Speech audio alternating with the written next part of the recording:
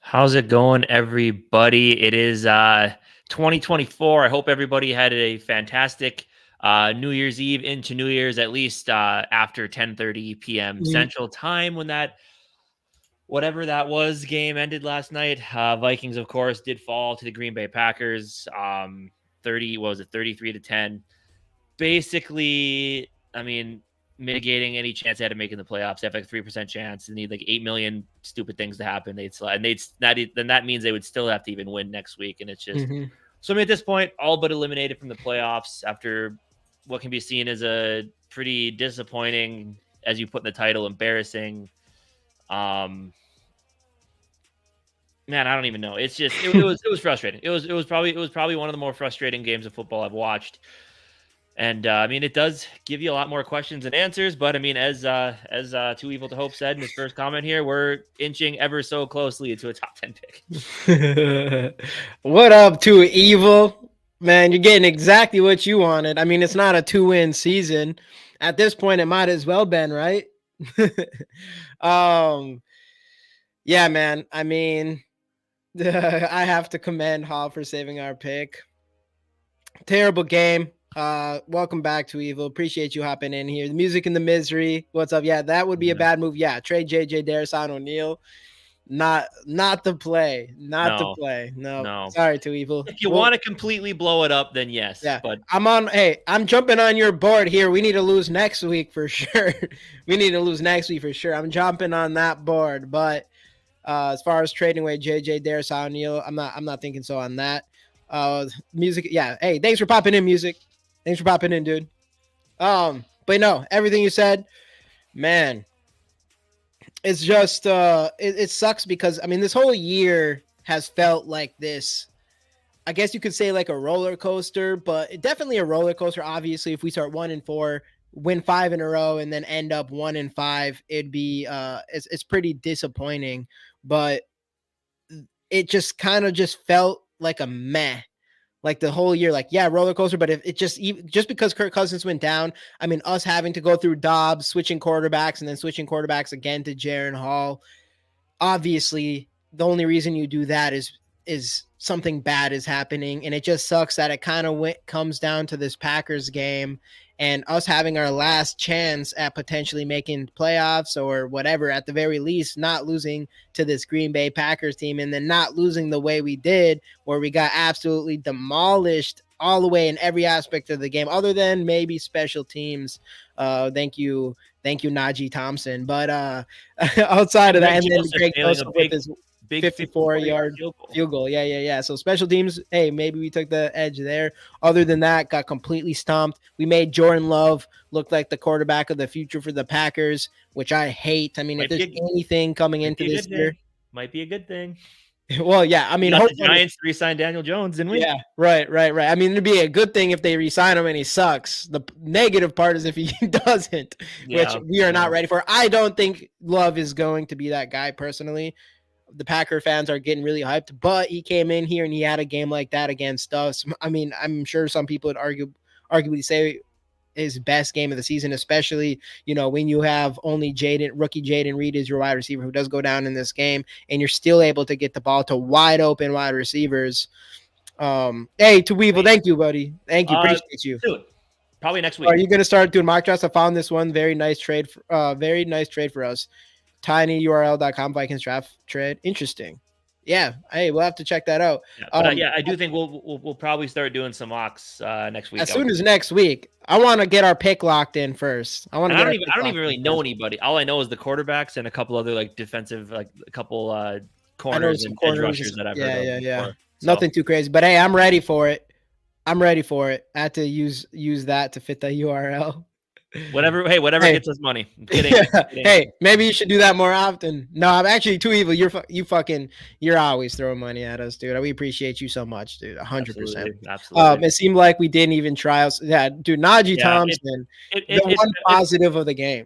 The game did feel pretty low effort, which I think is another reason why, you know, which we put a video out about, and we'll probably talk about today as well here. But I think that's a big reason why Kevin O'Connell is coming into question after that game, because it was you knew what you had. The Steelers beat the Seahawks, so literally it was you win the next two games and you are in. and to come out and play like that in this type of scenario.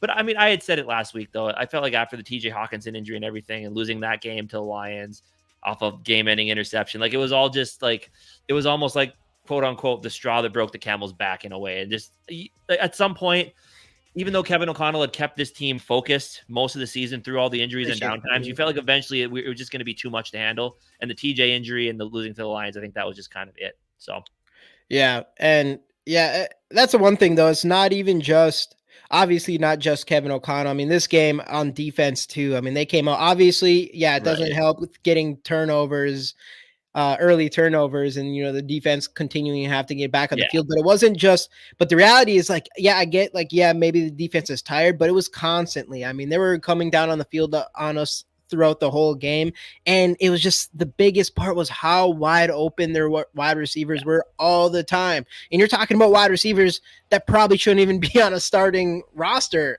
arguably. I mean, we got destroyed by this Milton dude, and I don't have no idea who he is. Like Jaden Reed, sure. Jaden Reed's good. He's going to be a good. He's the best wide receiver. They're lucky they got him. He's way better than Christian Watson. He's going to be their wide receiver. The problem for that for us, for other teams in the future, not Christian Watson. Not if you ask Mateo. He's going to tell you he's going to be garbage because he plays for Michigan State. Michigan State guy. Yeah, no, where's Mateo?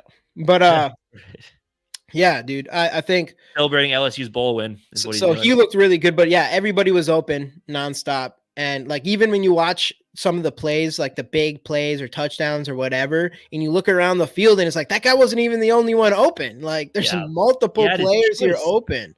And I get it. You don't have Murphy. The reality is Caleb Evans and rookie Mekhi Blackman, who I do like, and I think he has a bright future.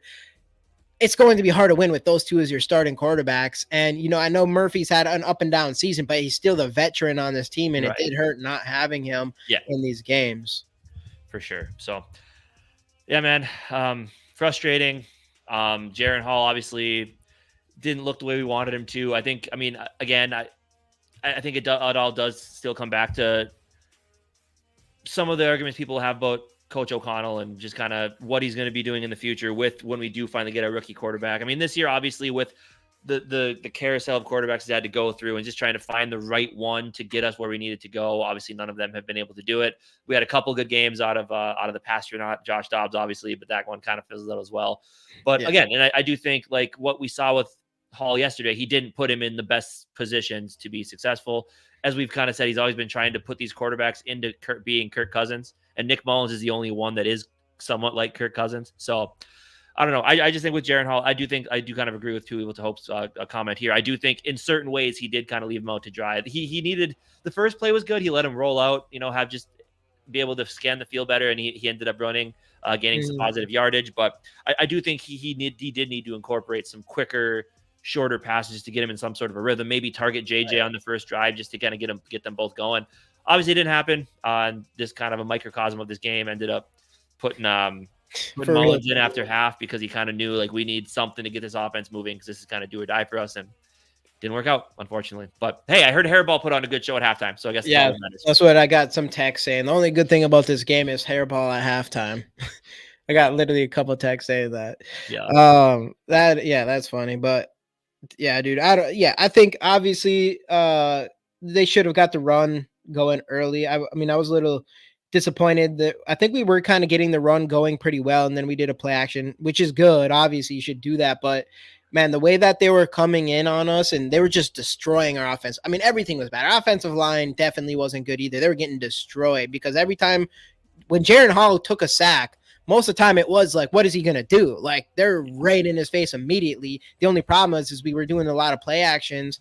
And of course, I mean, they're going to have more time to come in and sack your quarterback or whatever. And Darrisaw was bad. Darrisaw was bad yesterday. And I'm going to actually have the PFF grades too. I'm going to bring up here pretty quick. Yeah.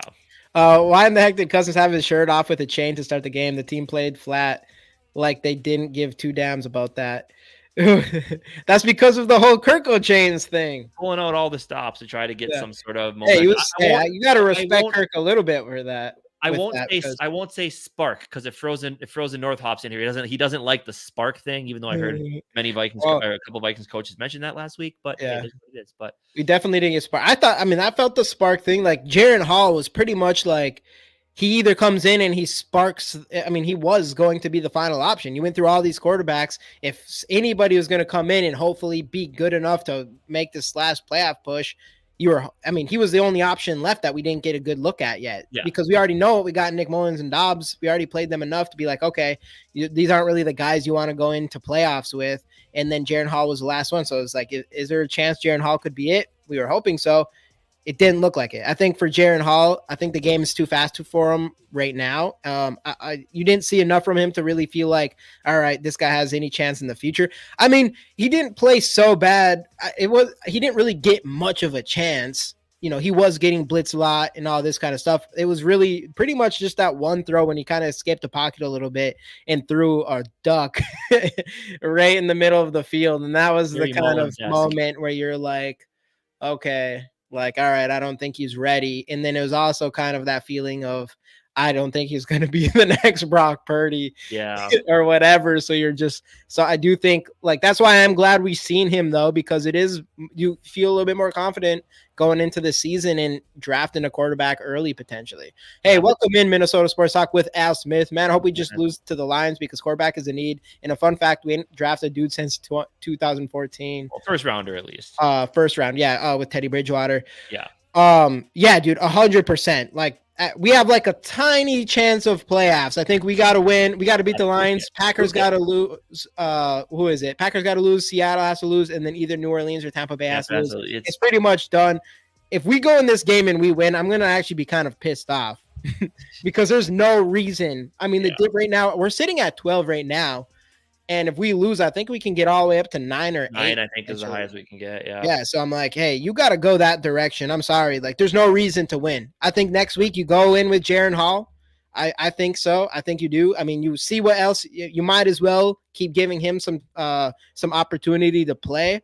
And at the same time, like, I don't know, we don't want the quarterback that you think is going to come in and give you the best chance to win because we do not want to win this game. I'm sorry. I'm gonna have to go with the Lions here. Right. And here's my thoughts with, like, I know people are talking about Young Smokey. Welcome in, dude. But I agree, bro. I know people are talking about, like, why did, if the leash was so short, why even put Jaron Hall out there to begin with? And I see it as because before knowing, like, he obviously made the decision earlier in the week, before going into the games, before knowing that they'd be back in control of their destiny. I think he went with Hall, he stuck with it.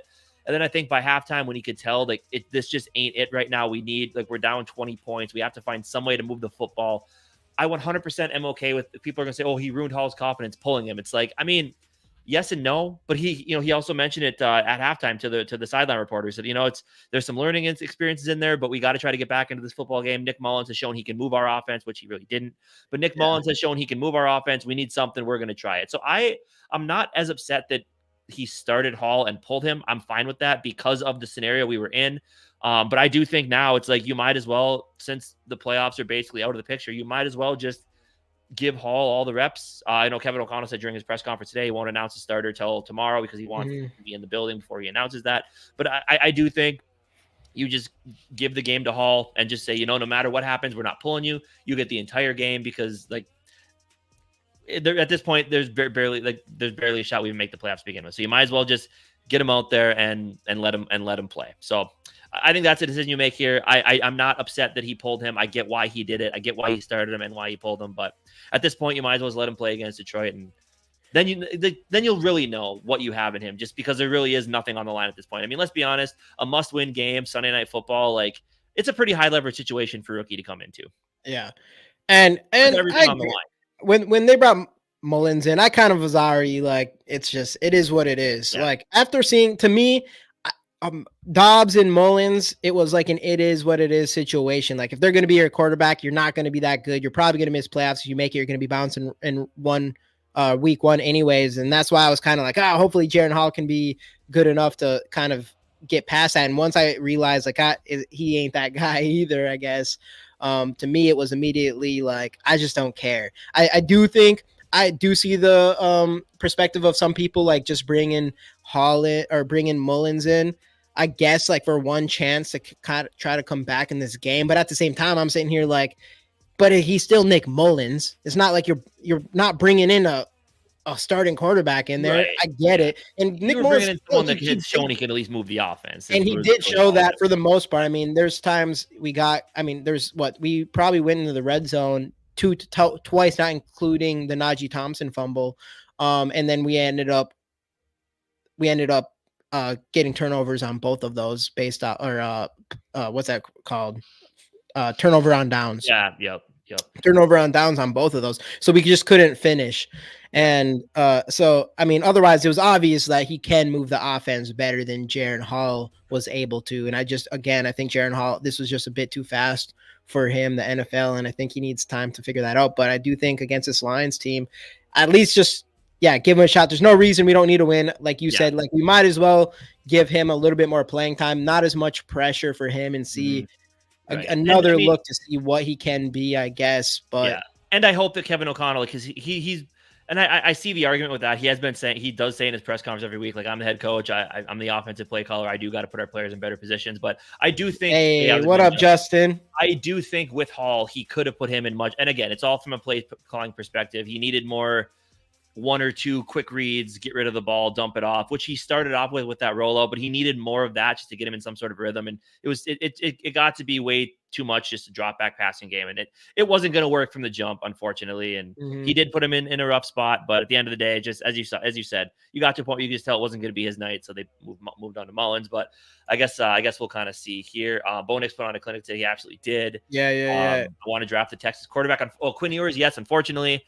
I don't know. I wonder if he wins the national title. I wonder if he'll flip and come. If he wins, I wonder if he'll flip it or change his mind and come out. But also, I can see why he wouldn't, because he's probably going to be a top.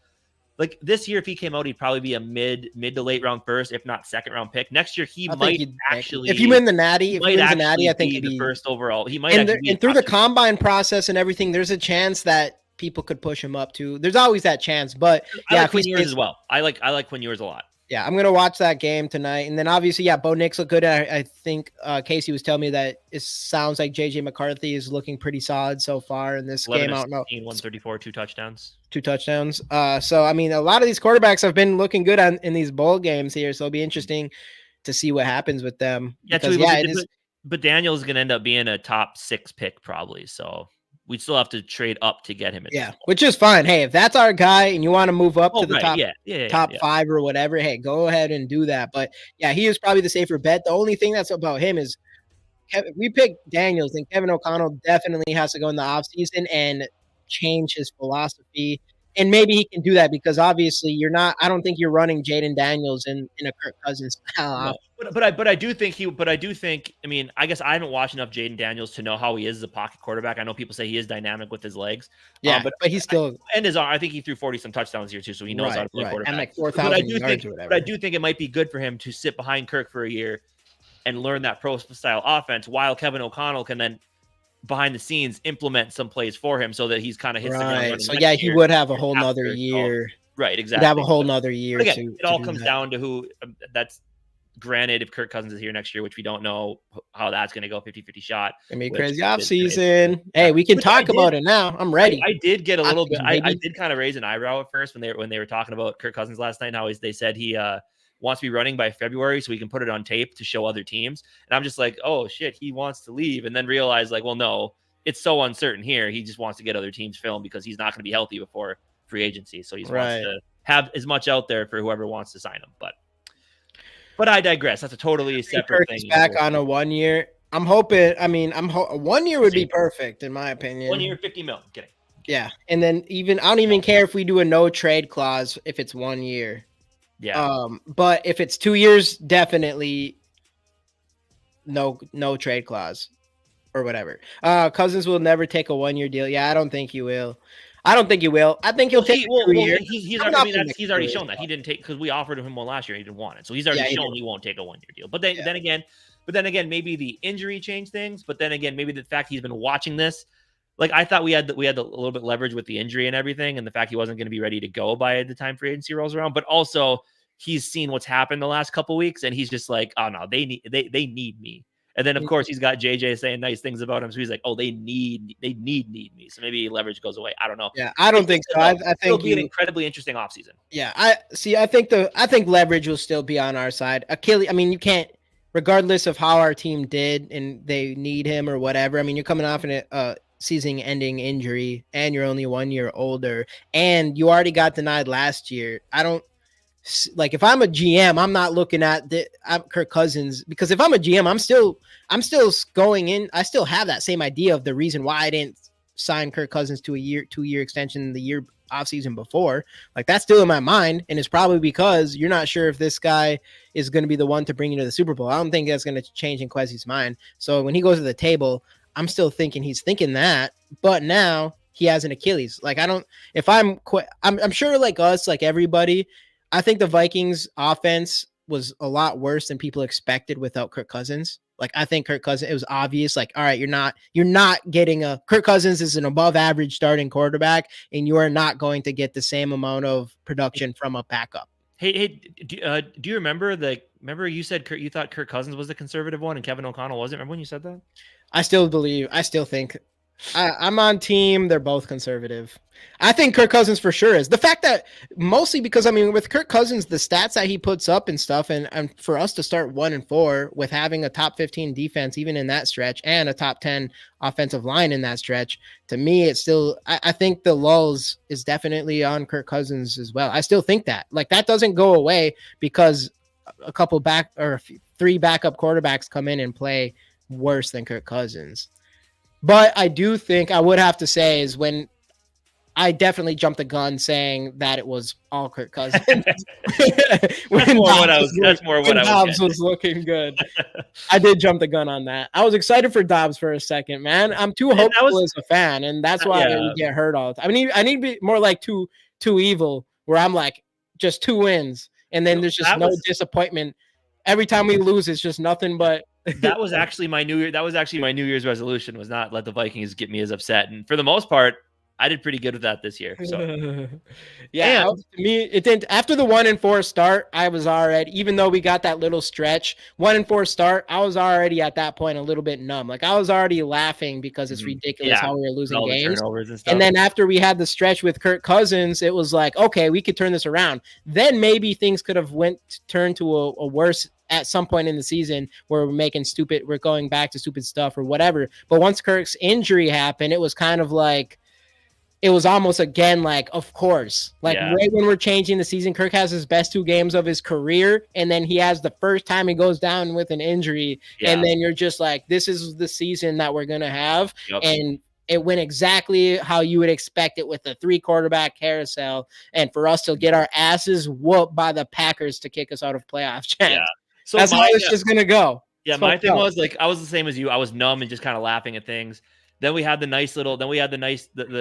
49ers game, and I think I told you that. I think I said it in our post game, how, like, I was excited for Vikings football again because I felt like we were finally turning the corner. Then 3/4 of the way into the Packers game, I'm like, dude, this team, if that defense is starting to come around, this team could be something. Like, Kirk and Kevin O'Connell are being aggressive. This is going to be fun. And then he hurts himself, and you're like, fuck. And then you see the one drive of Jaren Hall. Then Josh Dobbs comes in. For me, I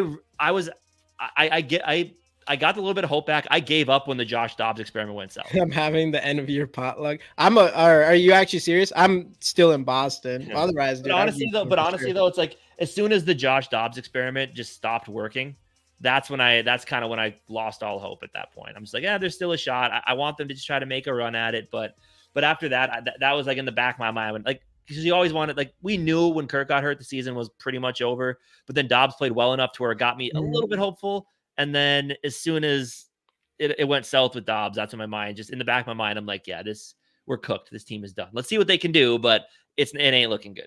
Yeah, I think Dobbs was like our hope. And then I did hold that Jaren Hall one drive to the finish line.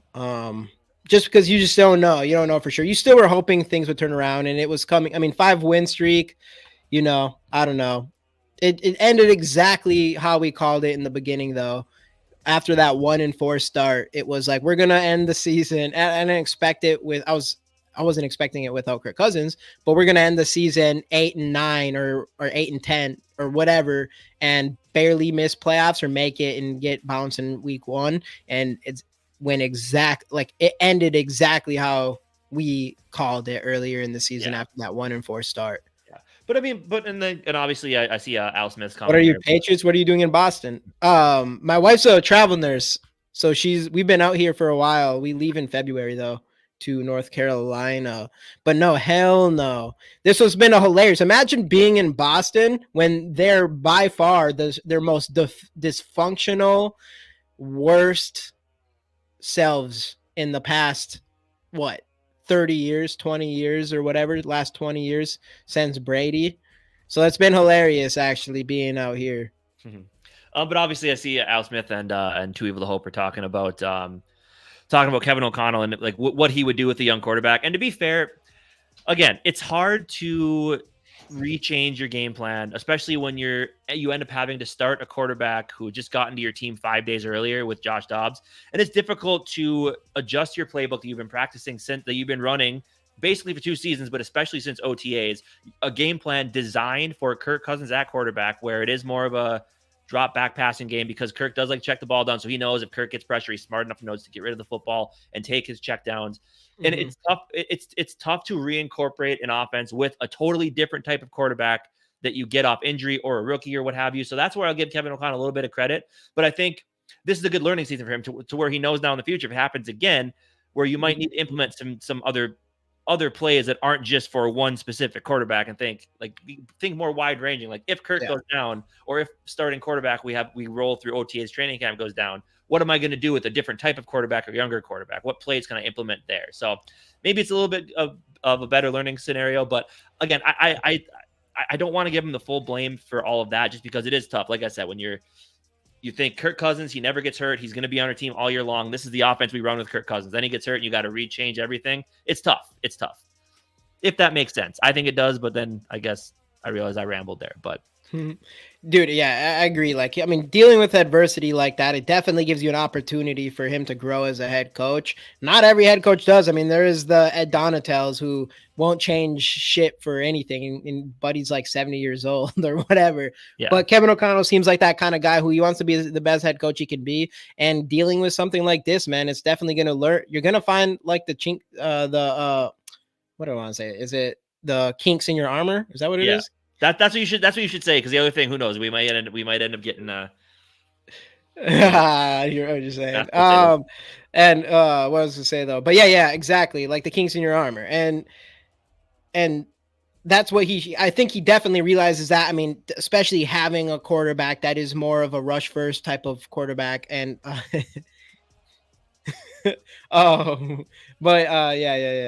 One thing I wanted to do though, kink in your bedroom. Something like that. Is it? I don't even know what it is. Is it kink? The hose? I don't know. Whatever. I did want to bring up some PFF grades though, real quick, because I haven't checked them out yet. And I guess, know what? Maybe we'll say screw it. Maybe we will do a short little mock draft. Why not? You know, just a first rounder. Keep it simple. Why not? All right. So it's not good when Johnny Munt's a second-rated player and he dropped the pass that led to an interception. Yep. John, that's crazy that Munt was out there more than Oliver. I would have thought for sure Oliver, but Oliver, Munt, Blake Brown, everything. This is pretty bad. Justin Jefferson 67.1, Brandon O'Neal 63.7, CJ 58, Jordan Addison 57.8, Nick Mullins 50.4, Jaron Hall 55.9. Dang, both those not very good. Garrett Bradbury down at the bottom with the 36.8. Ed Ingram 43.5. Yeah, not good. Let's check out the defense real quick.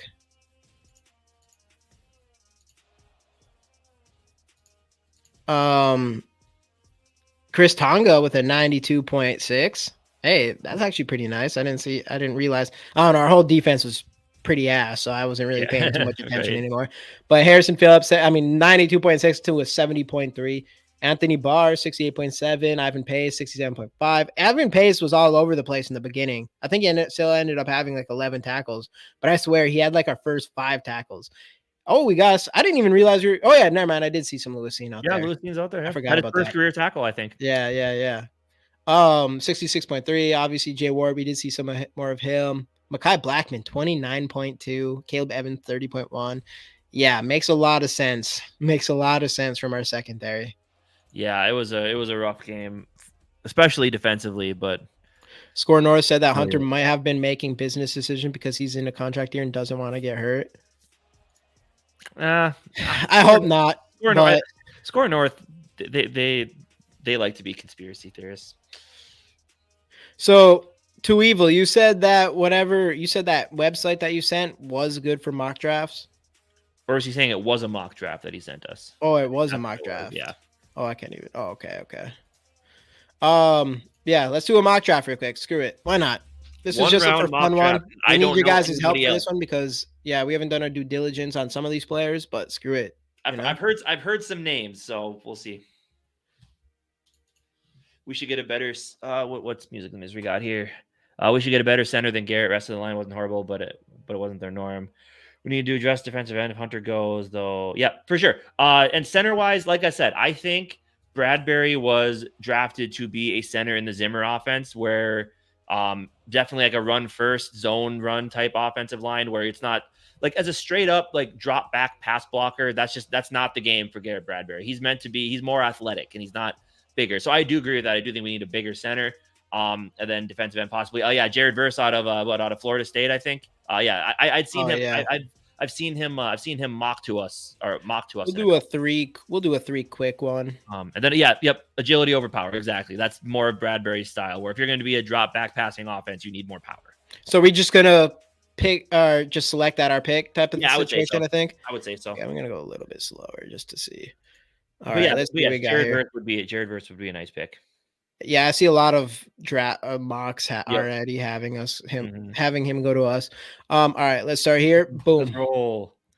Drake May. Ooh, this is an interesting one here. All right, who's went so far?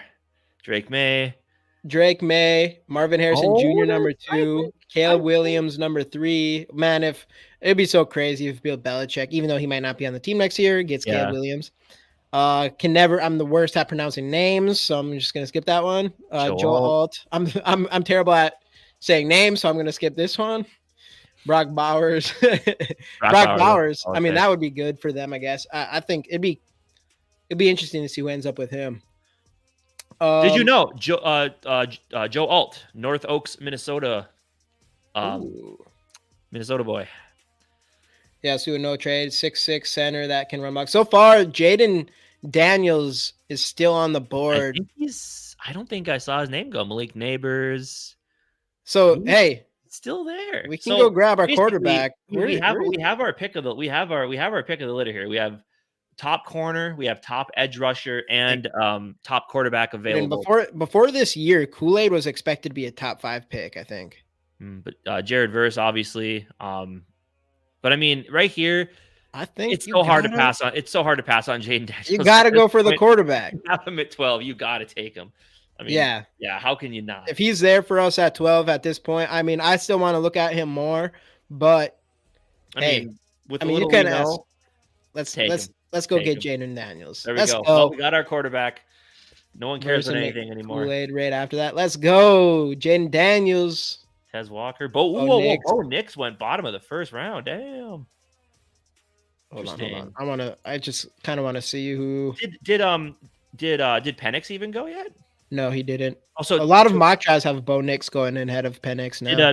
Did Jared Verse go right after us? Yep, and Kool-Aid after him. Wow, look at that. Yeah. Dallas Turner's another one that I see a lot going to us. So either him or Verse would probably be good picks. Yeah. Who else do we got here? Leonard Taylor. Okay, so Penix is still out there. Tyler Nubin, Minnesota Gopher, goes in the top of the second round. Dang. To the Giants. Giants like to draft Gophers, I guess. Right? I know. That would be if we didn't already use a first on Lewis Seen. All right. Let's see what happens here. Penix. Who'd Penix go to? Atlanta. Atlanta.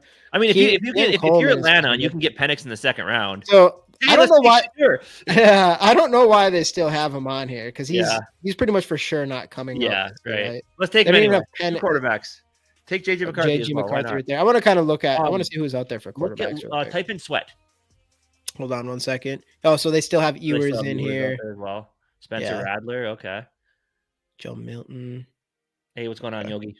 Hey, Yogi.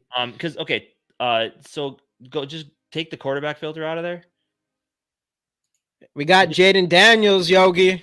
And type in Sweat in the search bar. Jaden Daniels, pick 12. Let's go. Quarterback of the future. Sweat. Sweat. Yep. There we go. Tavondre Sweat. Look at him. Nice. Nice. That rank, baby. But look at him. I know this is purple for the wins guy. He loves it. He likes it a lot. 91.7 overall grade, pass rush, run defense. Look at his size. He's a defensive tackle. Look at his size. If they show that. He is a D tackle? Yep. Oh, defensive interior. Where is his size? Under your first look, probably. First look, yeah. 6'4", 362. I say grab him. This is the type of guy that we're not going to grab him right here. Why not? Because he's 69. So? No. I ain't drafting. And we're drafting for need right here, man. No. Could be a steal. Not a steal, but. Let's see. Where are we at down here? Here, how about no, we don't got no trades coming in. That is a big boy. I mean, hey, I like him, but I'm not picking him 20 picks early right now. How about, let's see. You know what? We'll try to come back for him. Let's go with best player available. Do we have a third round pick? Yeah, we do, right? Yeah, we should. Did we? What? When did we get rid of a third? Yeah. What am I missing here? To the lines. Did we give a third for TJ Hawkinson? Was it part of it? Yeah, I think it might have been part of the Hawkinson deal. Psh, dang, I didn't know that. That's kind of messed up. All right, well. I mean, so what do they have for positions? Yeah, that's messed up, dude. We gave a second and a third for TJ. Mm-hmm. What do they have for positions of need for us? Quarterback, running back, guard, center, defensive line. I mean, defensive end would probably be our next, and defensive interior would be our next for sure. I'd go for Sweat in this spot. No, I mean, if you want to go draft position, maybe take Kalen King. We do need corners as well. I just wish why is nobody wanting to trade? Let's see. I want to try to I just feel like I could trade with the Lions right now. I feel like there's a lot of wide receivers here. So let's see what we can do with the Browns here real quick. We get 60. We give them 44. They give us 92. So we'll get a third round. Oh, wait. Yeah, that's a third round pick, right? I think so. Wait a second. They're giving us everything we want. Take them all. We're just going to do this. Screw it. Who cares? Offer trade. Boom. Trade accepted. Let's go. All right. Let's see what they wanted. Our goal is to get Sweat there. What did they want so bad? Wide receiver. Yep. They wanted wide receiver. Sanders is gone. Uh-oh. Oh, no! Oh, well, yeah, we shouldn't have taken him. We don't want to take him. Dang, the Lions one trade above us. We don't want to take him 20 picks. That's messed up, dude. Yeah, but what about Makai Wingo? You know what I'm saying? This guy's a stud. Let's see how big he is. Oof, not as big. 95. I mean, we might have to go with him. That's messed up. That was bad. That was bad. GG, check our chat. Oh, what's up? Me want to go Sweater Snake, trade JJ. Nah, I ain't trading JJ. Sorry, I'm looking at my phone here. He took Sweat at 53. You did? Yogi knows what he's So everybody's on the Sweat train? He made some. He traded Justin Jefferson. Yogi, you ain't supposed to be trading JJ like that for Sweat. Straight up. He traded first rounder, second, third, and 2 firsts. It looks like he got 2 more. Wow, trading away JJ, man. That's something. I'm not doing it. That's something. I ain't trading JJ. I mean, at this point, it says we're just doing. I would have taken Sweat at 40 something, but I'm taking my chance. I was overruled. So we almost had it, dude. Imagine if we would have got it. Yeah, we didn't though. Imagine if we were at 12 and person at 11 took Jaden Daniels, but we almost had him. Oh man, that's messed up. But hey, we're gonna have to go with this defensive interior still. I'm just gonna go best player available that we need here. Messed up, all right? Sometimes you win some, you lose some. And you fight. You win some and lose some. Hey, we got Jaden Daniels, baby. The future. Are we just drafting all LSU guys? Is that what we just did? Hey, Mateo would love us right now. All right, hey, at least we got a third round pick now because of me, So we got so this is interesting. I don't know much about the running backs in this class yet, well, but Blake Corum, I can tell you right now, has 11 carries for 54 yards. What's his receiving looking like? Wow, he had a big year that year. He has. It doesn't look like he's much of a receiving guy. He has 1 catch, 8 yards, and a touchdown for Michigan in the playoff. Oh, he does? Mm-hmm. The Minnesota Tigers. JJ might not even 1,000. We went too far down. I know. I was gonna trade with I didn't want to. I wanted to be like right behind the Lions. I messed up. I should have always been in front of the Lions. I messed up. Did. That's why you should let me. That's why you should let me make the decision sometimes. And I don't know any of these guys, so just take whoever. I'm gonna take a guard from Georgia. Let's see what his stuff looks like. 77.8. Pass block 86.5. That's what we like to see. We're going guard here. Yeah. Boom. Do we have a running back yet? Ty Chandler's our running back. I would take I think I go take a chance on another RB, but yeah. I mean, A minus. Well, not bad. Probably would have been better if we had just taken Sweat at our second pick, but hey, it is what it is. Yep. So keeping an eye on Sweat. Now I can't wait to go look at Sweat to see if it's like if it's all if he meets the hype, If everybody's talking about it like that, we'll see.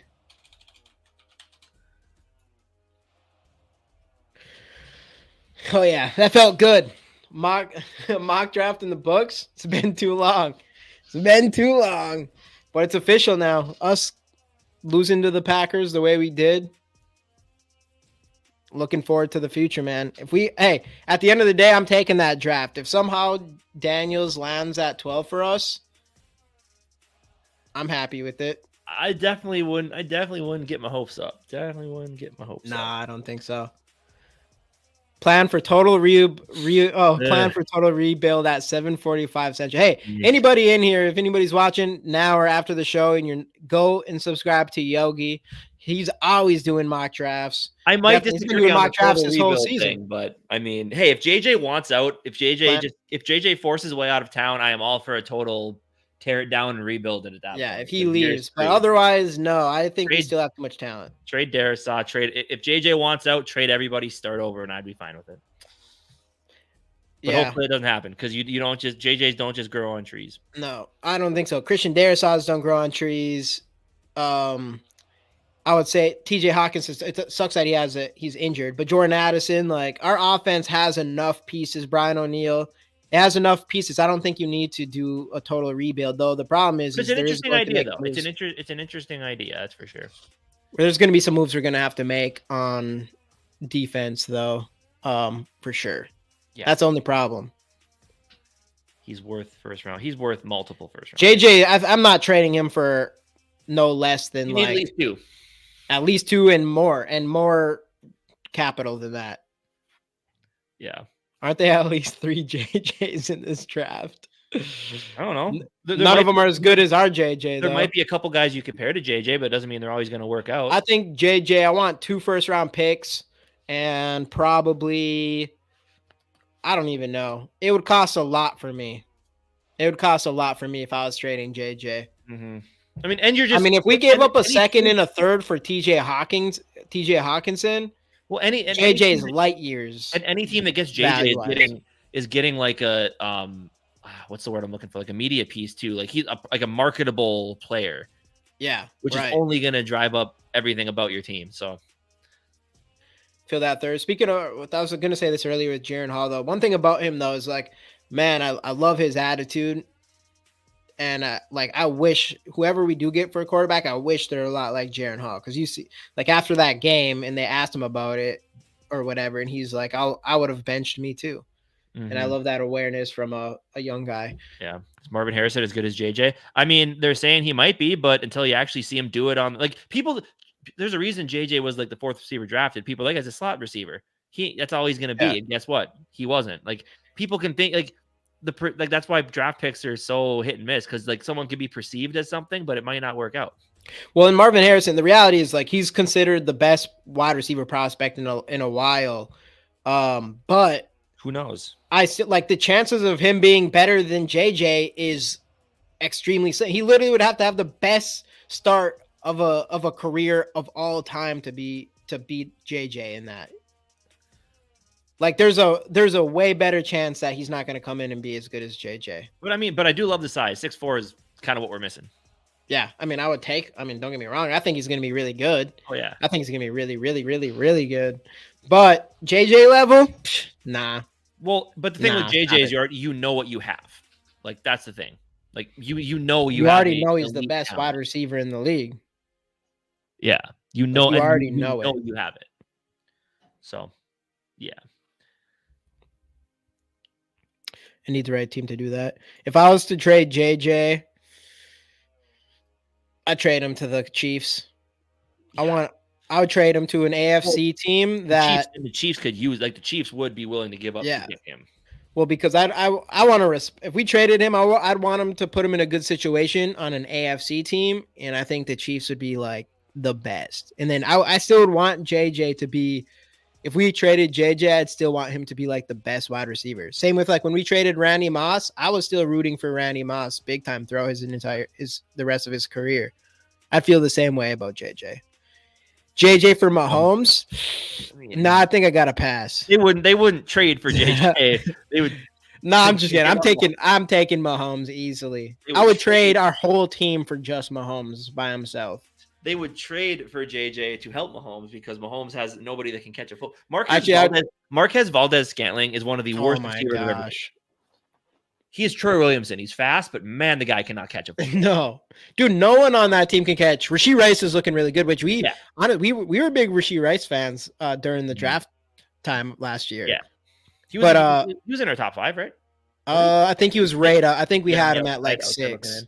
Like right outside because we're too much. I think we had Quentin Johnston in our top 5 or something. Well, because we put Quentin Johnson at number 5. People had him as their number 1. Yeah, and I don't have the balls. I don't have the balls enough.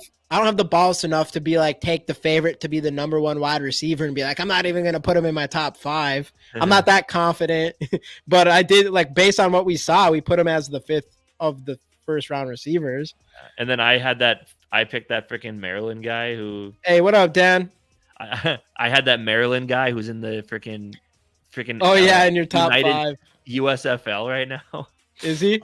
Yeah, dude, he did look good, but he did have a lot of injuries and stuff. Yeah, and he had no stats. He just was fast. I know he was not good. We did like Rashee Rice. We did like Perry, which he after preseason he hasn't really. He had a touchdown against us. Yeah, he did. I think it was his first touchdown. Yeah. Who else did we like? I don't really remember looking at Reed. I mean, do you? Addison, obviously. Yeah, Addison was my number 1. Who looked Zay Flowers was our number 2. Yep. We did put JSN number 3. Zay Flowers was my number 1. Yeah, and Addison was my number 1. And then Addison was my number 2, and Zay Flowers was my number 2.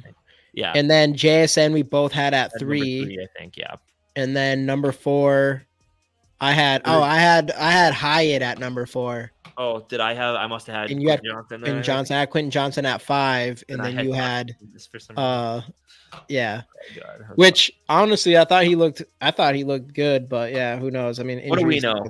I'm not freaking. What's his But name? then we liked Rice. We liked Rashee Rice big time. He would have probably been my 6th.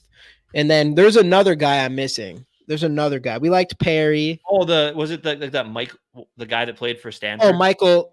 No, I liked him, Michael Wilson. Yeah. I liked some of his abilities, but I was like, because he looked like he is this guy who you just kind of throw up, and he like a DeAndre Hopkins.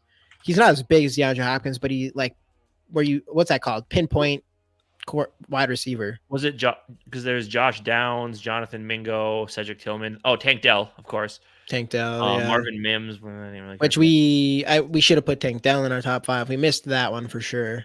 Yeah. McCarthy's melting down. Boy, which is pick him in the 3rd rounder. picking Why him I do through. like to call him Mr. JJ McCarthy. Yeah, no, I don't He just know. doesn't. I don't know. Something about him doesn't excite me. I just don't know what it is.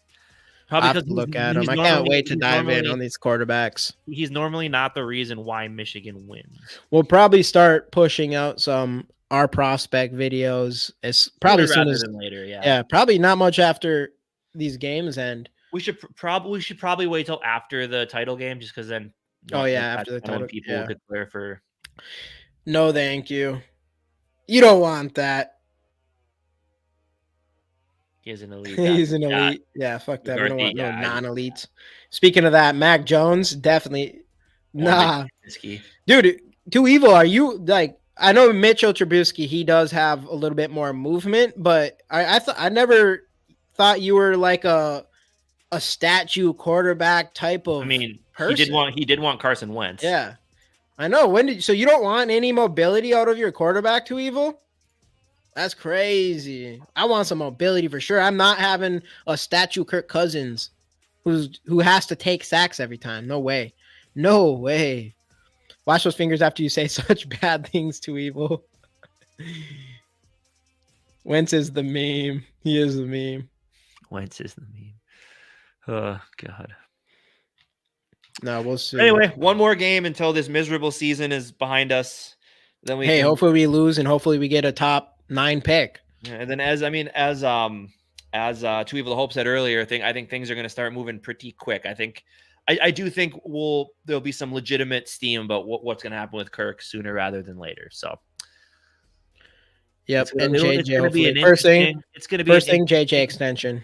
It's going to be an interesting next. I don't think I will say I will go on record to say it right now, unless of course Kirk is signed earlier, or unless of course Kirk Cousins is signed before the draft. If that's the case, I don't think Justin Jefferson signs until training camp. I think he wants to see how this whole quarterback, right, Dan? Like, I think he wants to see how this whole quarterback scenario plays out. Personally, I don't think he signs till training camp. I think he signs earlier than training camp. I mean, at least it's going to be after the draft, because I think he wants to see how this quarterback situation goes. Hey, what up, Skull for Life Barber? Happy New Year, brother. Yeah, I don't think he's gonna get. I think the Vikings should sign him as soon as possible. Obviously, it's up to JJ as well. I don't think it's gonna. I think it's gonna happen before the draft. Bet? Want to bet? All right, how much? I don't know. $5, like $10, $5. Yeah, $10 on it right now. All right. Hey, everybody who's watching this, you have to remember this. Me and Casey, $10 bet. What are you doing? $10 bet. My bet is that we re-sign JJ gets extended before the draft, and his is that he doesn't get extension till after. Let's poll the viewers. I'll take it. I'll still take it. If Cousins will take the veteran minimum, let's sign him to a 10-year contract. I'm down for that. That'd be like $10 million. I don't even know what is a veteran minimum. Like there. So before draft, after draft, or he leaves. Those are the three options. I don't like how Dan said extensions are rarely done before training camp. That is, I mean, especially with this type of scenario too. I'm leaning training camp. Yeah, that's kind of what I was thinking too. I feel like I deserve a 2-1 here. So after draft and he leaves 50-50. I bet you I know who the he leaves is, considering it's 2 votes. Probably 2 evil. Oh, you have votes on here. Yep. Before draft. Ooh, okay. People are starting to agree. Draft. All right. I'm in on it. 40, 40, 20. So my thinking is, if you're a smart GM, you finished this season and you are doing whatever you can to get JJ as soon as possible. Yes, we haven't seen that with these other players, but they're not JJ. But I mean, if you're a receiver, don't you think? And there's questions about your quarterbacks. Don't you think that you want to? If you're a prima donna receiver, yeah. If you're a receiver who's like, I think so. What are they going to do? Force him to sign the contract? If he doesn't want to sign the contract, he don't sign the contract. Do I think JJ is the guy who's literally like, hey, I'm going to leave if you guys don't after these last couple games? Yes. Did you see him after the Detroit loss? Did you see him? I did. I don't know. My money is that he's not like that. So it's 33, 33, 33. 2 votes for everything. Veteran minimum is 870. If it's before the draft, I'll be shocked. Hey, what up, Frozen North? Hey, how's it going? I know. I think Dan does make a good case here, but still, I think you. I just think he's going to want to see who the quarterback's going to be. I mean, before you decide to make a move and sign the next 4 or 5 years of your life away, you want to know who's going to be throwing you the ball. Yeah, but you still have a whole year on your contract. So it doesn't matter. Dude, JJ, in my mind, JJ's not playing without a new contract, but I think he knows that the ball is in his court with this. Oh, it definitely is. So I know I do not think he'll sign a deal until there's some sort of a quarterback solution for 2023 or 2024. Yeah, let's go. Yeah, we did. But then again, time will tell. I think it's. I definitely think you. I mean, you make a good point. He leaves at 43%. I think you make a good point, though. That'll be interesting. I don't know. Something just tells me JJ is gonna want to be here, but he might not. I hope so. I mean, I think he does, but I also think he needs to be smart because I think he wants to be considered the best receiver in football by the time he's done. And the only way to do that is by making sure you have the right guy getting you the football. Because to be honest, if it's Jaron Hall, he probably would be like, okay, I get that. But if it's like Nick Mullins or Dobbs or someone like that, I honestly, if I'm him, I'm just like, that's not good enough for me. Like, I've already wasted 3 of my 4 years not making the playoffs. Like, why would I want to stick around for that if you don't have a legitimate option at quarterback? Like, I want to win, but because he knows any team will pay him. Any team who has a receiver need will pay him what he wants. He'll have his pick of where he wants to go. Unless it's like the Saints, because the Saints have no money. Right. I think he wants to go to a situation where he's has a stable or at least plan at quarterback. Yeah, I mean, I don't blame him if he does that, though. I do think there's not a lot of wide receivers who go out of their way, and even though not a lot of wide receivers are JJ, but go out of their way to put themselves in a completely different situation. I mean, how many times Purple have said that the contract not being signed isn't money related. It has to do with his quarterback. Well, and that's definitely could be true. With the 2 injuries he had this year, I really think it puts him in a perspective of my career could be short if I get hurt badly. So I want my money soon. Like, I don't think that's what I'm saying. That's the other side of this. Not play without a new contract or a team that will pay him, but I do think the quarterback's going to be important for him. Like, if he gets a bag, like he could get a bag early. I don't know. It'll be interesting. I could definitely see that happening potentially with the quarterback thing, though. There's not a lot of wide receivers who do that. I mean, how many wide receivers do you see make those kind of business decisions? As we've said, how many wide receivers are JJ? Yeah, that's true. None of them. Yeah, it'll be interesting. It's going to be real. It'll be really interesting. I don't like it. I don't like it at all. But I have to agree. If he is like, fuck this, I'm out, then at that point you gotta trade him or whatever. But yeah, I don't think he's that guy. Like, I just don't think he's that guy. I don't either. I personally think that they'll make it work for him. JJ to the Texans. Like, we know it's in the plans. Like, we know getting the quarterback of the future is in the plans. Like, I think they'll make it work for him. I think they'll come to terms. They'll figure out the quarterback situation. He'll be here. He'll be happy with it. They'll get it figured out. Yeah, they will. I'm just saying, I don't think he signs until there's a clear cut indication of what we're doing at the position. That comes to this. So, if you're going to try to create this team around a JJ that you want to stay, option is obviously if you think he probably does if you do sign Kirk Cousins. The thing with that, I mean, if you're JJ too, though, you have to realize, like, no matter what, if you sign Kirk Cousins to 2 years, no matter what, you're playing next year. So that just means at the beginning of your new contract, you only have Kirk Cousins for 1 more year. Right. But I think that's part of the plan. Like, we're bringing back Kirk, but then we're going to get a quarterback. We're going to draft a quarterback of the future as well. Yeah. So another question is, and we have a video. Like Jaden Daniels and LSU connection. Yeah, I know he probably does. And another thing is, obviously, if we just don't want Kirk Cousins or whatever, maybe he decides to leave. We have a video on this coming out tomorrow. But do we look at Russell Wilson in any way, shape, or form? Because I don't think it. Because I just think if you're going to pay big money to a quarterback, you want it to be a guy who's here and knows your offense. Like, I wouldn't pay a quarterback $30 million unless it's Kirk. Yeah, I'm not going to give my answer. If anyone wants to know my answer on that, watch our video. I give it on there, but yeah. I won't give up the answer. I personally just don't think that. I don't know. I just think if you're going to pay somebody, you want it to be someone who already knows your offense, and I just don't. We've tried it before. We've tried bringing in another, like we did it with Kirk. We brought in a veteran quarterback and tried it. It didn't really get us where we wanted to go. So I don't know.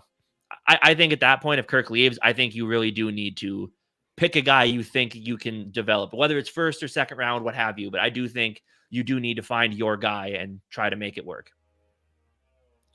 Yeah, obviously that's what we're going to try to do. Situation, which puts you in a really tricky situation. Right. I know that's the hard thing with Kirk Cousins right now. And then it's the hard thing with this team in general right now is there's so many unknowns. Well, and the Kirk Cousins thing is before the draft. So it's like if we don't re-sign Kirk Cousins and unless Kirk Cousins waits until after the draft, then we're sitting pretty. That's what we need is we need Kirk Cousins to wait until after the draft.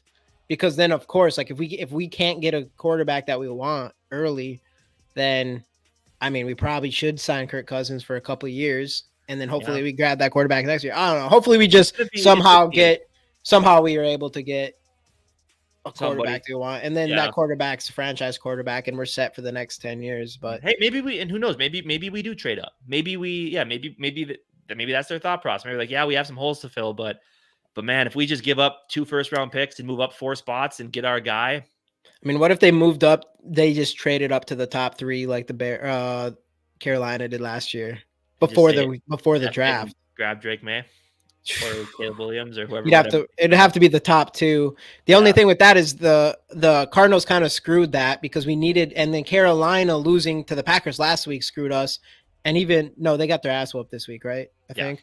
But we wanted, so Arizona was only 1 game ahead of them, but they ended up beating Philly. So now they're too far ahead. And I was really hoping that somehow Carolina wouldn't be the worst fucking team. And now we have to deal with that. March 15th at 28. That Pitts wasn't not extended. We have to make our decision by free agency. That's right. Man, I forgot about all that stuff. Okay, so me and my dad were having this conversation yesterday, and I think Day explained it, and I think he's right. So if Kirk leaves the 20, how can do that too, Evil? If Kirk leaves, the 28 million hits 2024. If we re-sign him, it gets spread out over the next 3 seasons. Is that correct? I believe that's how I remember hearing it. Yeah, I forgot about all that crazy stuff. Pretty sure, so we're just going to be in an interesting situation regardless. I'm pretty sure that's how Justin said it worked. And unless we trade into the top 2 picks and we for sure get Caleb Williams or Drake May, and then see ya, Kirk Cousins immediately. But I'm pretty sure that's how me and my dad were having talking about that. I'm pretty sure that's how Justin explained that it works. That like 28 all hits in 2024 if he leaves. And if he stays, it gets spread out. Okay. Yeah. 10 million hits if we extend him. Okay. Got it. Okay. It'll be interesting. It would be like 10. Is it like 10, 10, 8? Is that how it would work? Because I know I heard it was spread out over like 3 years or something like that. It's going to be a tough one. It's going to be tough. I'm ready. I wish we could just get rolling right now instead of waiting for another game that we need to lose. Next week at this time? No. Next week at this time, we lose to the Lions. We're sitting at the 9th pick. Who knows? Trade that up for pick number 2, because Washington loves Sam Howell so much. And who knows? Maybe after the whole Dobbs thing didn't work out, maybe that's why the defense got soft and O'Connell kept switching quarterbacks. Maybe the tank has been in this whole time. Kwesi was smiling up in the booth yesterday. He knows something. After that 5-0 run, they're just like, this ain't it. We need to go back to tanking. After the 5-0 run, and then Dobbs just kind of fell apart, and they're like, okay, dude, just imagine if we just sucked as soon as Cousins got hurt. We would have been 3. We would have been 3 and finished this season 3-15 or 3-14 with 4. Yeah, but 3-14, we're sitting at pick number 2 right now potentially. Yeah, you draft where you draft. It is what it is. Yeah. I'm just hoping something happens. I have to do my due diligence, but I'm not like Bo Nix and Penix so far doesn't really excite me enough. If you could get them like later, end of the first round. Yeah, I'd take it then. But as for like pick 12 or pick 9 or pick 10 or whatever we end up at, to me that's a reach. But then again, but again, if they do it, it needs to be because they like the guy, right? It can't be a Christian Ponder where you just... Hey, Gary's in the building. Hey, what's on, Gary? What up, Gary? Point scored on this week, the bunch of blowouts defensively. Yeah, dude, for real. Should the Vikings start Hall again? I do think they will. Tear off the Band-Aid, eat all the mortgages, future costs in 2024, move on. Yeah. That's definitely an option. Yeah. Definitely Yep. an option. It'll be interesting to see what they do. Yeah. Knicks to Broncos. That's what you think? I like that. Yogi, yeah.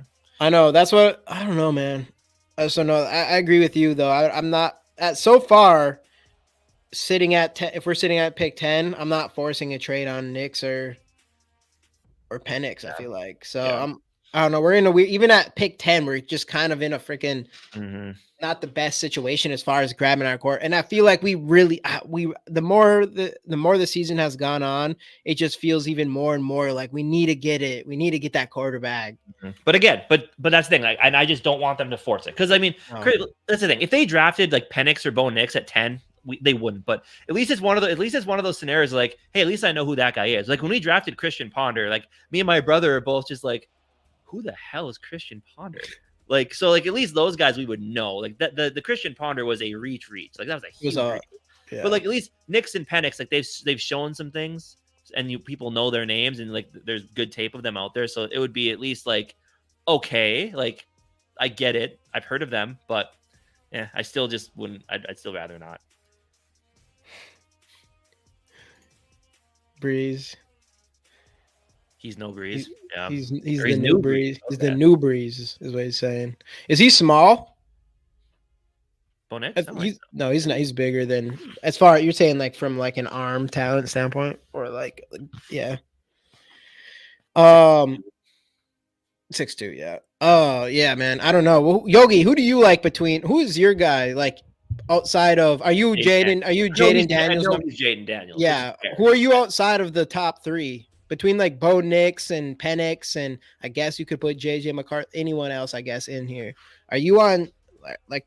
I guess you could say, do you like Nix or do you like Penix? I know you were a Penix guy earlier in the season for sure.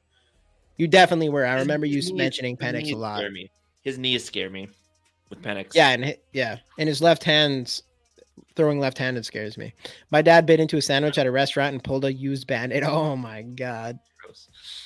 That'd be so messed up.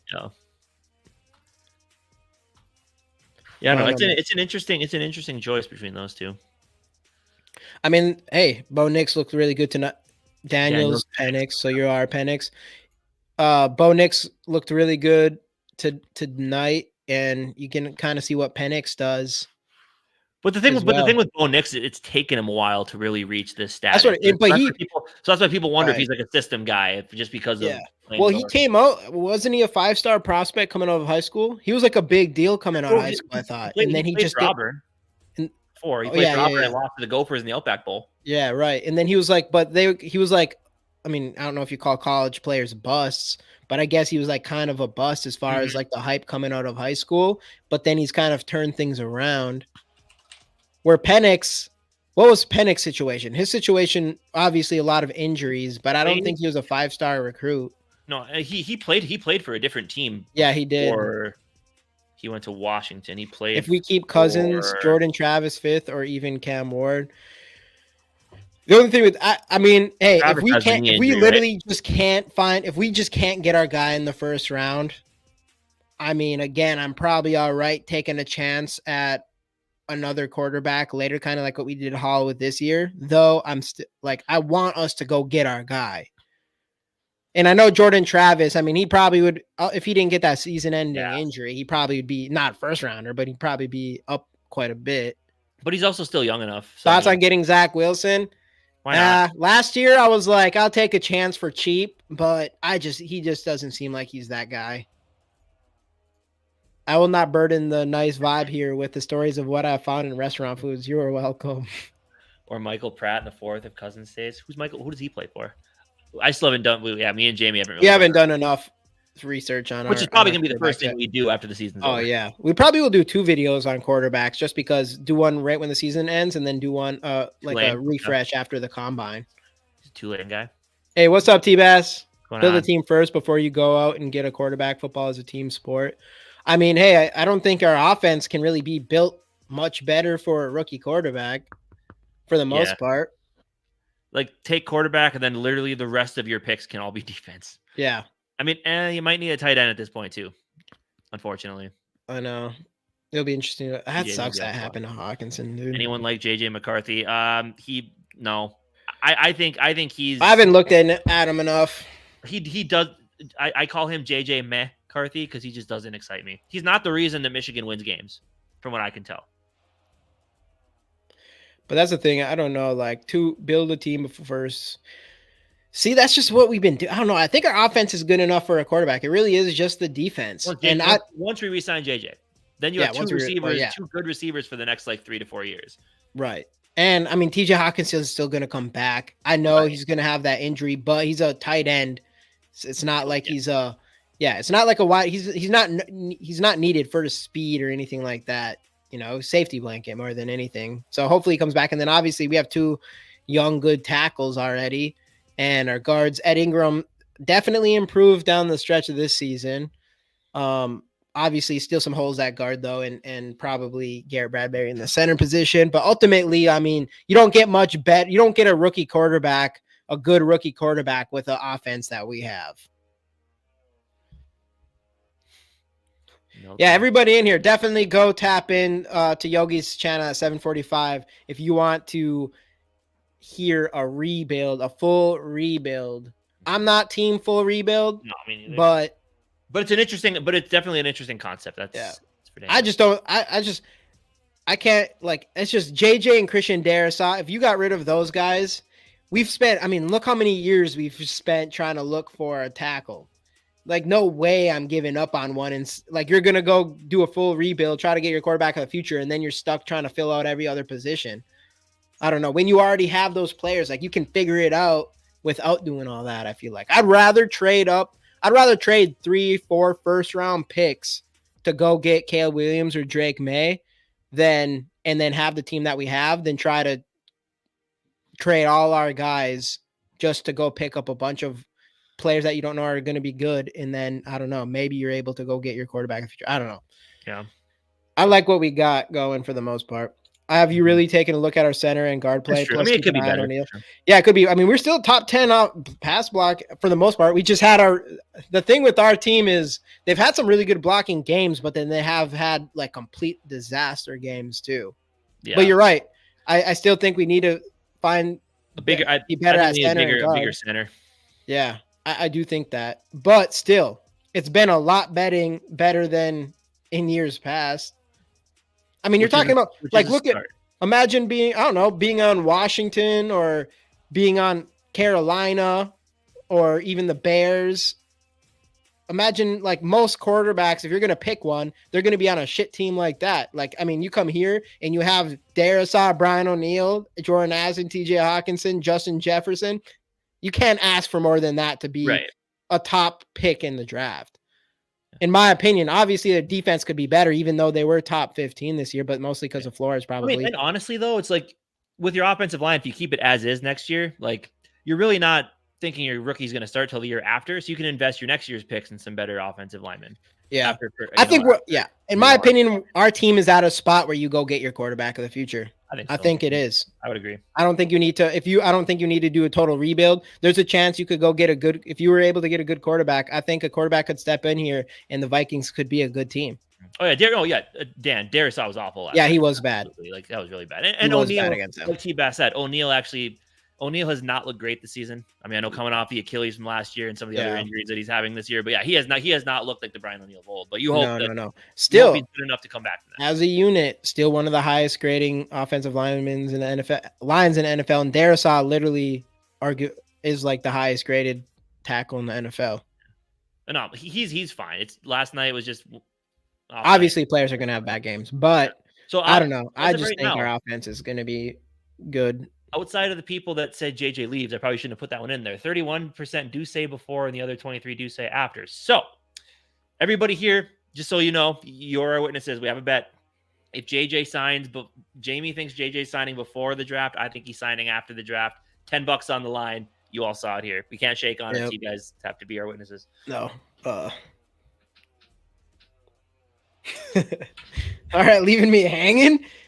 This dude just left me hanging. That's that's messed up. Yeah, absolutely. But imagine if we had Kyle, dude. If we had, oh my God, don't even talk about it. Dude, he's so good. He's so good. I know. It would be really nice. It's like getting Ivan Pace Jr. though. Talk about a hit.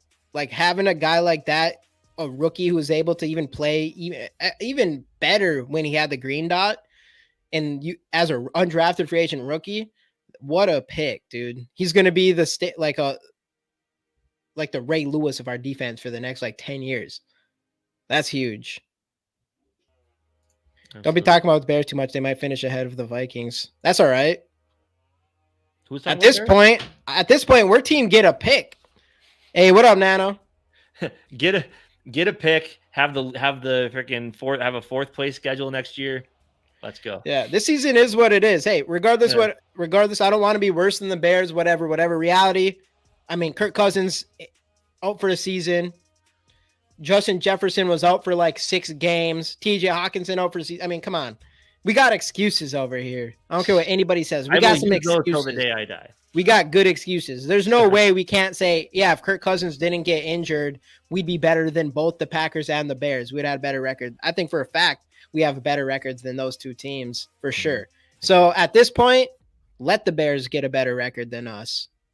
Let them stick with Justin Fields. Let them sign him to a lucrative contract. They got Carolina's picked, unfortunately, right? Which sucks. I think this is Hitman Harry's last season. Yeah, he has not looked great this year. I do feel like the writing is kind of on the wall with him.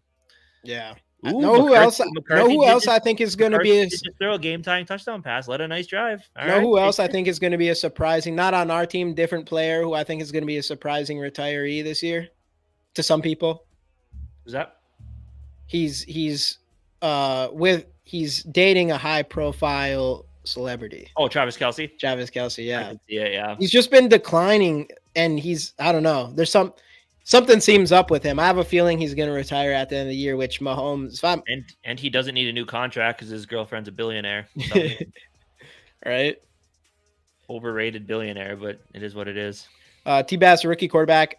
And we have extra $30 million plus of ex Kirk budget to spend on trenches, including O-line, especially after a year of catching. Yeah, exactly. That's another point too. We're going to be out of cap hell. We should be out after this year as long as we don't do anything stupid. So we should, and that's what I'm saying. Like your offense is. We have a very talented offense. Besides, our quarterback, literally, if you had a starting quarterback, we'd be going to playoffs, no question, if we had a legit starting quarterback in our offense right now. Like, it's good enough. It's definitely good enough. So, by the way, Michigan has just tied it. Extra point. I don't know. So I don't think that the defense is concerning, though. The defense is concerning. You lose. Seeing Cam Bynum improve was really nice. Getting Ivan Pace is huge for this team, and then Daniil Hunter obviously super important. If we lose him, interesting. I am a little bit nervous about that defense. But blowing up our whole team, do I think that's going to change everything? Unless I don't know. I don't think so, because I don't think it's that easy to go find those guys. I just don't think it is. I don't know. It'll be interesting. I mean, I don't think blowing it up is going to happen personally, but isn't it nice that Taylor Swift brought the NFL out of obscurity? Yeah. There's a lot more fans of the Kansas City Arrowheads now. Yep. That's so funny. If you want to give JJ the farm, one of the things you have to expect is Kirk here at least 2 more years. JJ wants his stats. I think it could be. Win. Yeah, I think he wants a win more than anything. But hey, you might not be. We'll see. Yeah, it'll be interesting. That's what we were talking about earlier. I don't know. It's hard to say. Yeah. There's I don't care what anyone says. Kirk Cousins does still have question marks on. I don't like every single person who obviously our backup quarterbacks weren't going to come in and be as good as Kirk Cousins, but him winning big games in playoffs is still a concern. And if I'm Justin Jefferson, obviously I don't know how Justin Jefferson would look at it, but if you want to win a championship, you can't be convinced that Kirk is automatically that guy. I don't know how you couldn't be anyways, but that's my opinion.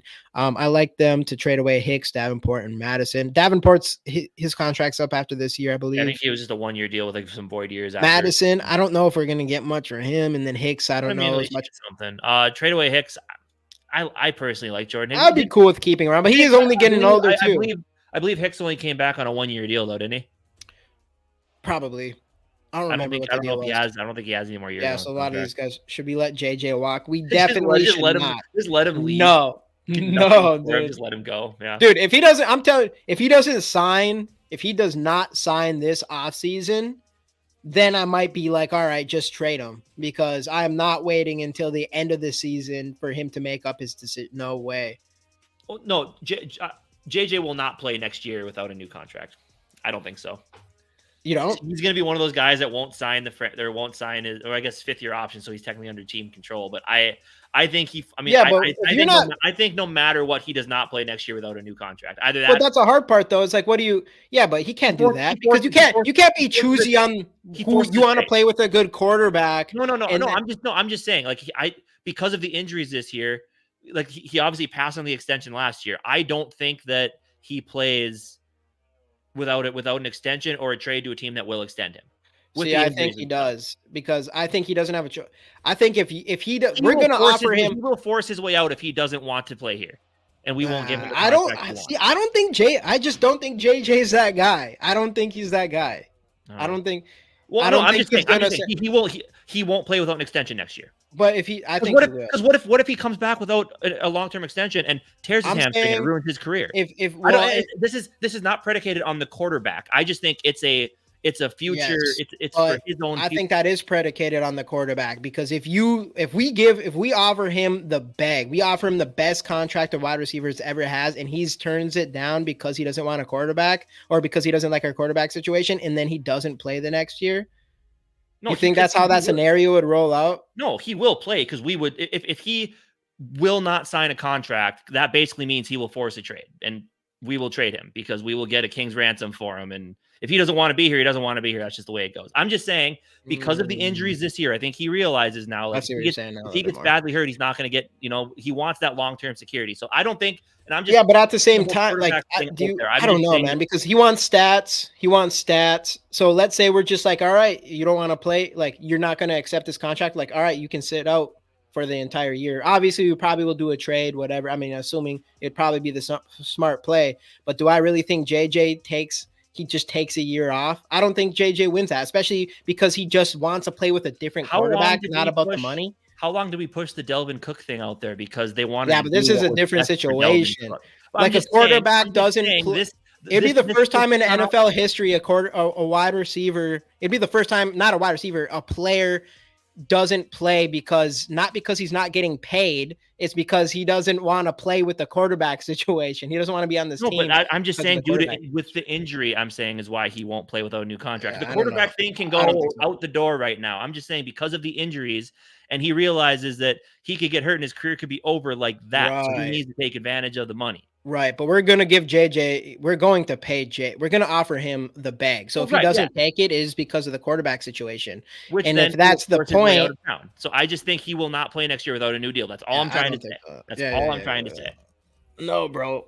I don't think JJ is that. Hey, man, risk the rest of your livelihood when you could, I know, but you're being, I mean, that would be extremely selfish. That'd be extremely extreme. Yeah, you gotta be a little bit selfish if you're worried about the rest of your career. That would be the first time I've ever seen a player do that. Like, pass up being hold out for money. No, because we're gonna offer him the bag. If he's holding out, it's because he doesn't like our quarterbacks. He doesn't like our team situation. Cool. I'm just saying he won't play next year without new contracts. That's all I'm trying to say. That's why I said you can put the quarterback thing out the front door. Yeah, I know, but the only scenario that happens is if the quarterback won't play next year without a new deal. That's all I'm trying to say. That's all I'm trying to say. He won't play next year without a new contract. That's all I'm trying to say. And if he doesn't have a new contract, it's nothing to do with money. He won't play next year on a new contract. All I'm trying to say.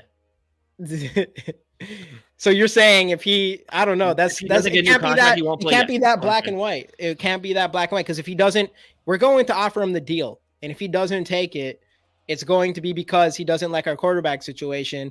Which means if he goes he'll be the first player I think that I can think of that holds out, not because he's not getting what he thinks he's worth, because he's not getting paid, because he doesn't like the situation he is with quarterback. Like, they would be like that has to be one of the most selfish moves by any player. And I just don't think JJ is that. Justin Jefferson will not play next year without a new contract. He better not. There's no way. He holds out because whether that means he just says fuck it and he signs the paper anyway without a quarterback. It is what it is. I'm just saying he will not play next year without a new contract. All right. That's all I'm trying to say. I know, but the scenario might be the easiest thing. It might be the most obvious thing in the world, but that's just but GG, doesn't matter if you're black or white. Hey, that's a fact. But no, I don't know. I just think it doesn't. I don't know. He's not going to play. If we pay him his money, if he doesn't play next year, because make another bet. We could another bet. I'll take that. So I think if he doesn't take our contract, we pay him to be the best wide receiver in the highest paid wide receiver in the NFL. He passes that up because he doesn't like our quarterback situation and he wants to force a trade out, but he still has a year on his contract. I would say a trade, if we trade him, that would nullify it. But if he goes into the season and he decides to sit because he doesn't like our quarterback situation, and even though he was going to get paid the most money in NFL history by a wide receiver, I don't see that scenario. If he doesn't think that what we're doing gives him the best chance to win right now. Oh yeah. So wait, if it's weird and messy, if he doesn't play, the year doesn't count toward his contract. He's still obligated to play one more year. Teams just usually get, so that's what it would be. It'd be, we would trade him if he really doesn't want to be here, but it would be, I mean, it would be kind of, I don't know. That'd be crazy. JJ would definitely be it'd be an interesting thing for him to not play next year because of our quarterback situation. I mean, I just think JJ loser buys drinks at Skull Fest. The first at Skull Fest week one or first home game. JJ hasn't played a game yet, and then I'm buying Casey a drink. No, it'll be. I don't know. I see what you're saying, but they think that we come to a resolution where we give him a good option at quarterback and he signs his contract. I mean, I personally think that's where we end up. Like, I think he stays. Yeah, because I agree with you. I don't think he's that type of guy either, but I do think he does want the long-term stability, both from a competitive standpoint as well as monetarily, which he knows he will get both no matter where he decides to go. But I just think after the injury last year, I think he's going to be a little bit, and who knows, maybe that will force his hand. Maybe he is thinking that, like, if it's true that he didn't sign the quarterback last year because of the uncertainty at quarterback, maybe this year he's like, but damn, I had those 2 injuries that really could have hindered things. So I do just need to take the money because they're offering me a shit ton. Well, but he has to look at it this too. I mean, if he decides to take the route where it's like, I just don't like your quarterback situation, so even though you're offering me all this money, I'm not going to take it. I think if I'm the Vikings at that point, well, I'm trading you to whatever team I want then. Like, you're not for sure going to a team that has a better situation than us. He can't control that. Then trade him. And he could easily be in a worse situation. He doesn't have the ball's not all in his court in that situation. I don't know, man. It'd be interesting. Like, he can't just be like, you have to trade me to the Chiefs right now. What I'm guessing is the team that needs him the most would offer the most for him. So does JJ deserve the highest paid contract if he doesn't get 1K yards this season? Yeah, he does. I mean, he's injured, obviously. Yeah. But what is he at right now? We are in for a very, very interesting. What is he at right now, JJ, on the season? I think because he was at 7 something last game. And for real, how'd that work out for Diggs? Right, exactly. How did what work out for Diggs? Going to Buffalo. I mean, he was in probably a better situation. Come on, you guys, you would take Buffalo with Josh Allen to get into the playoffs. Oh yeah, I would. But that is a different situation than with Diggs. 882 is what he's at right now. So he'd need another 118. He'd need 118 yards. Damn. Give it to him. Give Nick Mullins. If that's the case, start Nick Mullins. Nick Mullins throws to JJ every single time. Get him the 1,000 yards. Kevin O'Connell can't pull a Zimmer like he did with Justin Jefferson and not let Justin Jefferson beat Randy Moss's rookie record. Yeah. Right. Trade JJ. Hey, yeah, if JJ does that, hello, Bryce Young. That's what I'm saying. Reunite JJ and Adam Thielen. Bryce Young becomes the best quarterback ever. He would too.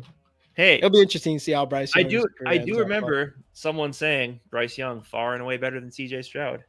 I won't name names, but I do remember someone saying it. Too evil. I'm not gonna lie. I thought Bryce Young was in my opinion, I thought he was the best quarterback in the draft. And another guy that said it's not as. I did still say he was the best, but I said CJ Stroud is very close. The thing with me and obviously learning how to look at these players. Obviously, once you start a podcast or whatever, you start digging in things at a different level because you kind of don't want to look like an idiot or whatever. We still do anyway. Oh yeah, everybody does. I mean, literally, people who do this for a career every single day. Purple for the win always gets it wrong. Purple for the win still says. Remember, he's like, yeah. Some podcasts even say they didn't want JJ because he's only a slot guy. Who could that be? He did say that. He's like, JJ right. With that. Well, the thing with it is, it's the size thing because it's like in some situations, everyone didn't want Jordan Addison because of his size. Well, guess what? It didn't matter. His size doesn't matter. And then same with, I mean, there's the Drew Breeses out there, all this stuff. And then Bryce Young, obviously even smaller than them, but he looks really good at Alabama. And it is kind of looking like his size is screwing him over because he can't see over the offense. Music and the Misery, same.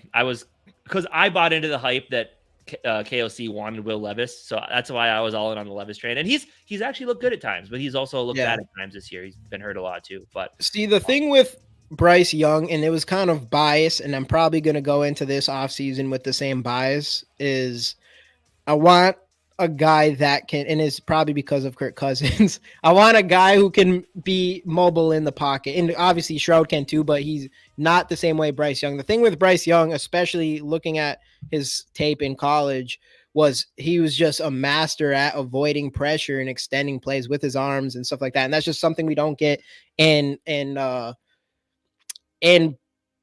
Kirk Cousins, and that is like the thing I want from our next quarterback. Like I really don't want a quarterback that can't move and is a statue and any of that stuff. So I think watching Bryce, and plus obviously Bryce Young still made some really good throws. He put up the stats, he did all that stuff, but I just thought he was elite in that area of avoiding pressure. And I haven't really paid attention to see how that translated this year other than our game against the Panthers. But that is what kind of made me really like Bryce Young instead of looking at Stroud and seeing that he was just a superior passing quarterback in general. I mean, I want a pocket passer first who can then use his mobility to. Which it looked like Stroud it looked like Stroud was like that. It did look like he was like that. And he wasn't like the guy who took off on his feet all the time. Like an Anthony Richardson is the guy. Actually, Anthony Richardson is really surprising because you can tell he wants to be that quarterback. Mm-hmm. But like, I don't want a Justin Fields or even Lamar Jackson, even though he's looking good. He's looking really good this year. Yeah. Well, but still like a guy that like, he just wants to run first. I don't want that. Like I want you to be a passer first. I just want you to be able to dodge a couple tackles and then keep your eyes downfield and still get the ball off. Right. You know? Yeah, for sure. And I know with us, one of like, it's unfair to call it a criticism. I mean, obviously one criticism I had was the whole scout the player, not the helmet thing, because Ohio State quarterbacks never work out was my thing. But the other thing was, and me and you both kind of talked about it, is how would he translate to a team that didn't have elite wide receiver talent and elite offensive lines? That's another point too. Yeah. So many talented wide receivers. Right. That was another one too. It's like, so like obviously Stroud looks like a really good passer,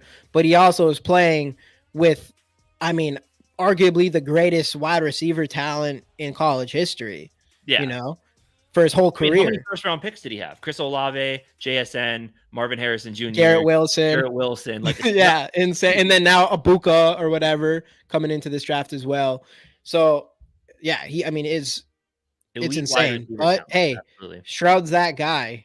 So far, he's definitely that guy. We have seen rookies look really good and then just kind of come back down to earth a little bit second year, but he just looks like he's got everything. It's just his arm is great and his accuracy is really good. And I mean, to be able to come in here and obviously hats off to what's his name? Who's their coach? DeMeco Ryans. Yeah, DeMeco Ryans. But I mean, to turn around the Houston team the way they did, like that's why it's going to come down to. In my opinion, between Stefanski and probably at this point now with how the Browns have turned things around with all the Stefanski's kind of a shoe-in for that, but I could definitely. Nico Ryans easily deserves it. I mean, absolutely. Who would be the the comp to Stroud in this draft? Probably Williams. Ugh. No, I want to Williams. say Williams just because Stroud, you don't really see. You Well, don't. to be fair, I don't know enough about these quarterbacks to answer Yeah, that. I've seen enough of Williams. The thing with Stroud is like he's not really doing the whole like I'm gonna dodge 10 people and throw off my left foot 60 yards. That's like the Mahomes thing. I would probably say the closest one, just from an arm talent standpoint, I guess. Maybe Drake May. Actually, I would probably say Drake May when it comes to Stroud. I feel like Stroud, because Stroud is like, and we saw it, like stands tall in the pocket, and was really good at like stepping into the pocket. Like he didn't move outside the pocket a lot, but he was good about movement in the pocket, stepping up to avoid pressure and that. Exactly. And with Caleb Williams, he's going to dodge 10 tackles and throw off his left foot across his body 70 yards, whatever. Is Williams' stock falling now? I mean, yeah, I think people are kind of saying that, but again, it's smokescreen season. He's going to be the number one quarterback taken in the draft. I would put money on it. I think that's another bet. I could see Drake May. I'll take that bet. I don't think so. I think that's smoke. Well, I don't think so. Unless you're very concerned about character. But I think, dude, Drake May can literally do things, or not Drake May. Drake May is fantastic, but Caleb Williams can literally do things that don't make any sense, and you've never seen ever, other than maybe Mahomes. But two things though. Thing number one is, I'm pretty sure his backup broke the touchdown record in the bowl game they played in. So like, yeah, there's some question about it, but I still think last year in a big game against Utah in the conference title game that would have gotten them into the playoff, they got absolutely boat raced. But the argument against that, because that doesn't necessarily make Drake May a better prospect, because Drake May hasn't really won much either.